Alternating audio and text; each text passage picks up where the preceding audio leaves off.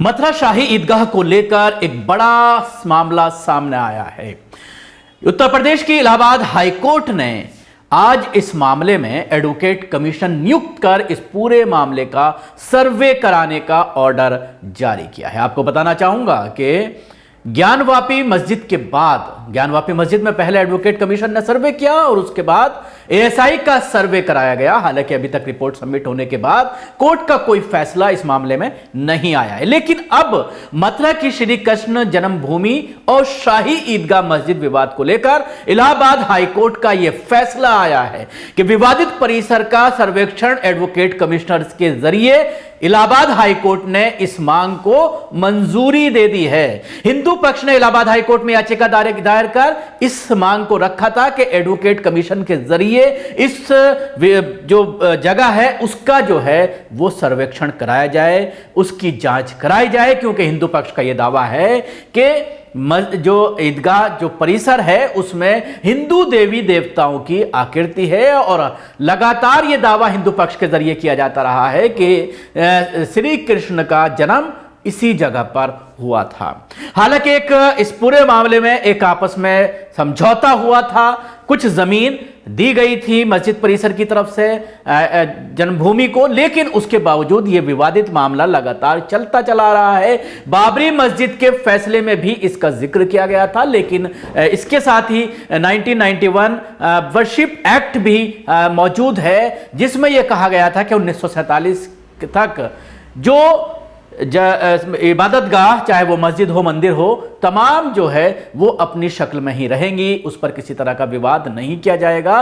और बाबरी मस्जिद के फैसले में भी इस तरह की बात सामने आई थी, लेकिन लगातार ये जो 1991 वर्शिप एक्ट है इसको कहीं ना कहीं अब ताक पर रख दिया गया है। इलाहाबाद हाईकोर्ट के जरिए लगातार इस तरह के फैसले आ रहे हैं, जिससे कहीं ना कहीं मुस्लिम पक्ष में नाराजगी है। आपने देखा कि बनारस में ज्ञानवापी मस्जिद का सर्वे कराने को लेकर भी मुस्लिम पक्ष लगातार उसकी आपत्ति जताता रहा, 1991 वर्शिप एक्ट की बात करता रहा। इस मामले में भी जो अभी फैसला आया है, अब यह देखने वाली बात होगी कि इसमें जो कमेटी के लोग हैं वो इस पूरे मामले को लेकर क्या सुप्रीम कोर्ट जाएंगे या फिर रिव्यू पिटीशन डाली जाएगी इलाहाबाद हाई कोर्ट में। ये तो उनके कानूनी जानकार इस पूरे मामले को देखने के बाद ही बता पाएंगे, लेकिन ये एक बड़ा फैसला है और 2024 इलेक्शन से पहले, क्योंकि 3 साल से मामला ये लंबित था कोर्ट में और 3 साल से लगातार इस मामले पर सुनवाई चल रही थी। हिंदू पक्ष अपनी ये मांग रख रहा था कि एडवोकेट कमीशन को अपॉइंट किया जाए और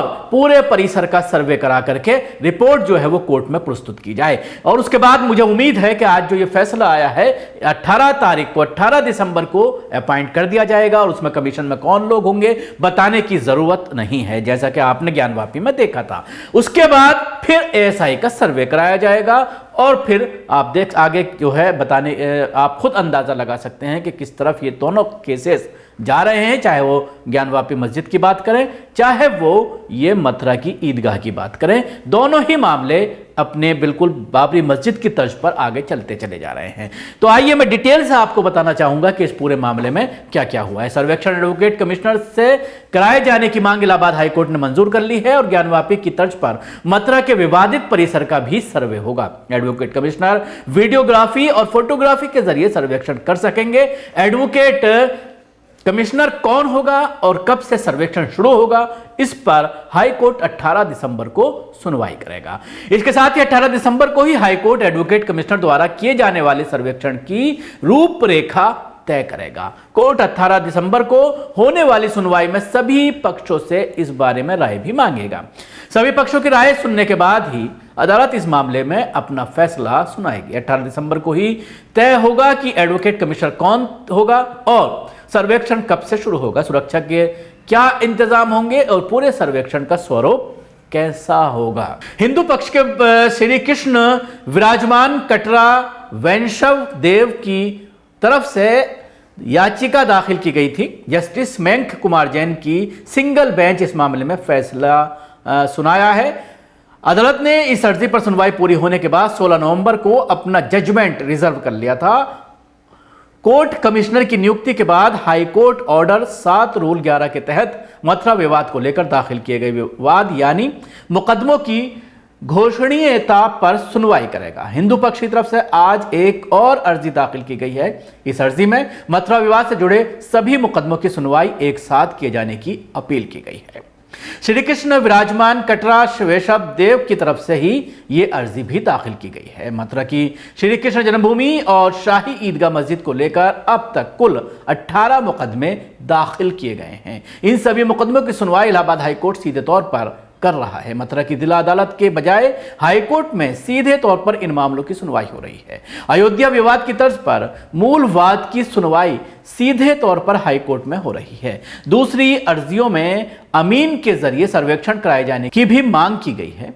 अमीन सर्वेक्षण और दूसरी अर्जियों पर हाईकोर्ट 18 दिसंबर के बाद सुनवाई करेगा। श्री कृष्ण जन्मभूमि और शाही ईदगाह मस्जिद के बीच अमीन विवाद को लेकर हिंदू पक्ष की तरफ से मथुरा की अदालत में कई याचिकाएं दाखिल की गई थी। इन याचिकाओं के जरिए दावा किया गया था कि जिस तरह शाही ईदगाह मस्जिद कायम है वह जगह पहले भगवान श्री कृष्ण की जन्मभूमि का हिस्सा थी। शाही ईदगाह मस्जिद की 13.37 एकड़ जमीन हिंदुओं को सौंपी जाए और वहां पूजा पाठ की इजाजत दिए जाने की मांग की गई थी। इस बारे में 1968 किए हुए समझौते को गलत बताया गया था। इलाहाबाद हाईकोर्ट ने 26 मई 2023 को मथुरा विवाद से जुड़े सभी मामलों पर सीधे तौर पर सुनवाई करने का फैसला किया था। जस्टिस अरविंद कुमार मिश्रा की सिंगल बेंच ने फैसला सुनाते हुए मथुरा की जिला कोर्ट्स के सभी रिकॉर्ड तलब किए थे। अक्टूबर महीने से हाईकोर्ट में सीधे तौर पर मथुरा विवाद से जुड़े मुकदमों की सुनवाई हो रही है। एडवोकेट कमिश्नर के जरिए विवादित परिसर का सर्वेक्षण कराए जाने की मांग को लेकर दाखिल की गई हिंदू पक्ष की अर्जी पर सुप्रीम कोर्ट के एडवोकेट विष्णु शंकर जैन और इलाहाबाद हाईकोर्ट के एडवोकेट प्रभाष पांडे ने दलीलें पेश की थी। और सिविलाइजेशनल बैटल में सबसे इंपॉर्टेंट होता है कि अगर कोई किसी मंदिर परिसर के अंदर घुस के उसे गलत ढंग से मस्जिद कहने लग जाए तो वो मस्जिद नहीं महाजिद होती है। और इसी के लिए उस शाही ईदगाह मस्जिद को हटाने के लिए हमने सिविल सूट दायर किया था।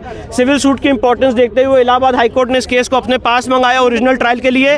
और आज ऐतिहासिक फैसला देते हुए इलाहाबाद हाईकोर्ट ने कहा है कि वहाँ पे एडवोकेट कमीशन के द्वारा एडवोकेट कमीशन का सर्वे होना चाहिए। उस मांग को इन प्रिंसिपल अलाउ कर दिया है। कितने मेंबर एडवोकेट कमीशन पैनल होगा, कौन कौन उसमें जाएगा, स्टेट गवर्नमेंट उसको कैसे प्रोटेक्शन देगी, क्या क्या मॉडलिटीज होंगी, कितने बजे से होगा, फोटोग्राफी वीडियोग्राफी कैसे होगी, ये सारी मॉडलिटीज 18 दिसंबर को तय की जाएंगी। ये कमीशन होगा, ये कब जाएगा और किस तरह से? मैंने वही बात बताई। ये सारी बातें कब जाएगा, कितने लोग जाएंगे, फोटोग्राफी कैसे होगी और इसको कैसे कैसे सुपरवाइज किया जाएगा, पुलिस प्रोटेक्शन कैसे होगा, ये सारी बातें, ये सारी मॉडलिटीज कोर्ट 18 दिसंबर को तय करेगी। वहाँ पर कुछ ऐसे चीन करके दिए थे, क्या कहेंगे उसमें? क्या डिमांड्स? हमारी एप्लीकेशन में ये डिमांड थी कि शाही ईदगाह मस्जिद में ऐसे बहुत से साइंस और सिंबल्स हैं जो हिंदू मंदिर की तरफ इंगित करते हैं। अगर आज कोई कृष्ण जन्मभूमि का प्लिंथ देख ले और शाही ईदगाह मस्जिद का प्लिंथ देख ले और जो मटेरियल है कंस्ट्रक्शन का, दोनों कंस्ट्रक्शन का मटेरियल एक है। गलत ढंग से एक मंदिर परिसर के अंदर घुस के उसको मस्जिद में कन्वर्ट करने का काम किया गया है। इसलिए यहाँ पे एडवोकेट कमीशन का सर्वे कराना बहुत जरूरी है जिससे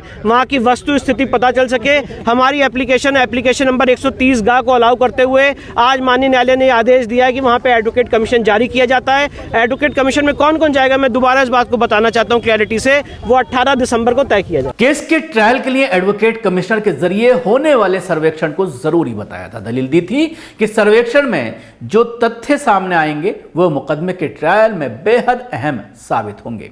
यह भी दलील पेश की गई थी कि वीडियोग्राफी और फोटोग्राफी के जरिए होने वाले इस सर्वेक्षण से विवादित परिसर को कोई नुकसान नहीं होगा। मथुरा में मंदिर मस्जिद विवाद को लेकर अब तक कुल 18 मुकदमे हाईकोर्ट में रिकॉर्ड हो चुके हैं।